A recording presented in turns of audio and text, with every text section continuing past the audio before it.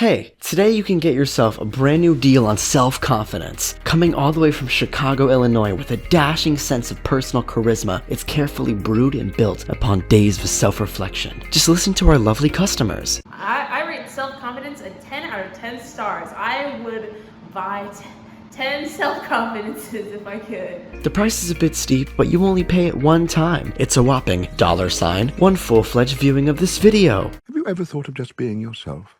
Your real self, and then see what happens? Whether you're a model, a shut-in, or somebody just trying to make your way through life, the topic of self-confidence and identity is relevant to you. We hear about it in therapy, are told of it by peers, and constantly hear the sentence, "Hey you, be yourself." Is it important? Absolutely. Should you? Yes, but exactly how do we achieve it and what is it? I'm very passionate about the conversation of identity and being free with who or what you are, but I wasn't always that way. If I'm honest, I didn't even know what confidence was. For like 19 years, maybe? You bring up that conversation to me and I would tell you I'm not even confident in the way I can say a sentence or pour a glass of water, let alone, being confident in myself.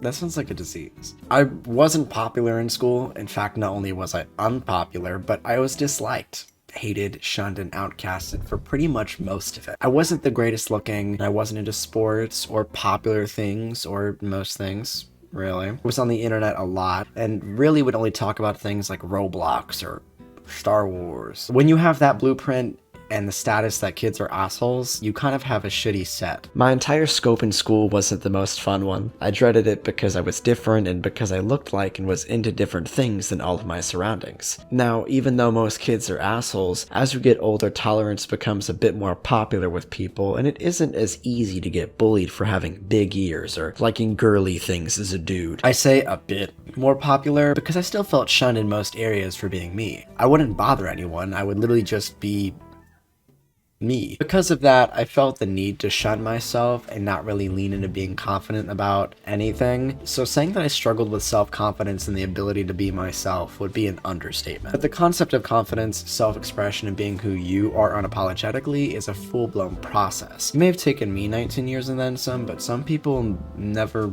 get there. So what does it actually mean to be you? It is to own who you are, to be entirely yourself without feeling bad for it and owning your own identity. And self-confidence in a similar sense is about accepting yourself, or it's your own attitude based on yourself and who you are, or what you can do. At face value, it can seem very difficult to feel yourself or just be you, without worry of other people judging you or an external voice telling you to shut up. Truthfully, the advice on being yourself is totally skewed. It can be very simple, or it can seem like the most difficult task of your life because you have to fight an uphill battle. For me, it was an uphill battle. Advice for these things would go along the lines of, just be happy for yourself, because you don't need to appease anyone else. Or, your life is yours and no one else's. Or, own your shit, you rock. But yeah, sorry, no, yeah, that seemed impossible. So when you can't accept advice from other people, you then use the powerful tool of the internet. How do I get self-confidence? Stop comparing yourself to others.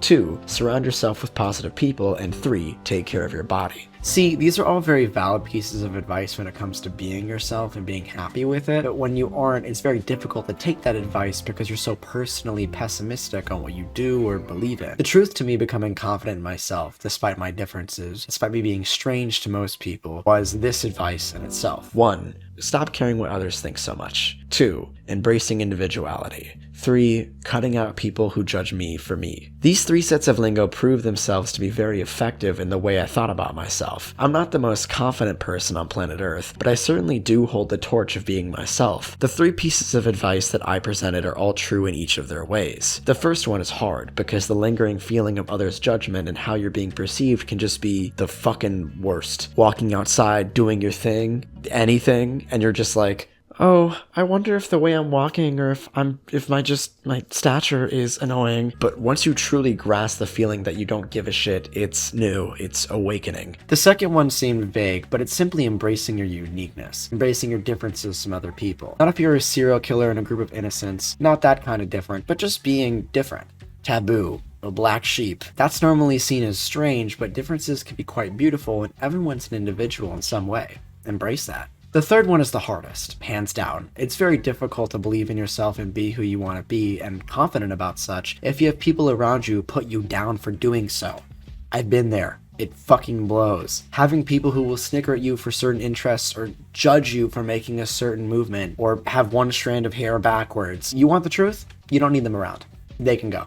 And I don't mean in a joking way if you trip one time and someone makes fun of you because that's just like a one-time joke, but I mean like consistently judges you. You don't need them around. The truth is, this advice is something I've ignored forever, but once I actually adopted these habits into my own, I was much happier. And I really understood the sentence, be yourself, unapologetically. Because we're each gifted a life and limited time, and there's no reason to spend it suppressing yourself or frowning in the mirror because you don't like the way you're shaped. With interests, with bodies, your mind, your communication, it's something to be embraced if it isn't harmful. Now, of course, there is the need for self-improvement or change with certain people because nobody's perfect, like with your health or insecurity. So what I mean here isn't just an overarching endless love or charismatic attitude to overcome your insecurity. If you have things about yourself that you truly wish to change or turn into your own, self-improvement is also a journey that can help improve your self-confidence. Therapy, the gym, communication, repairing your relationships, there's a bunch of different ways that it can be taken care of.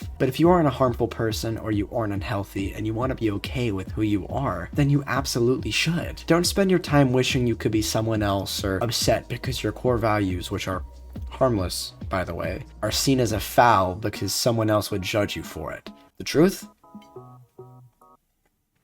Fuck them. Be yourself and kick them out.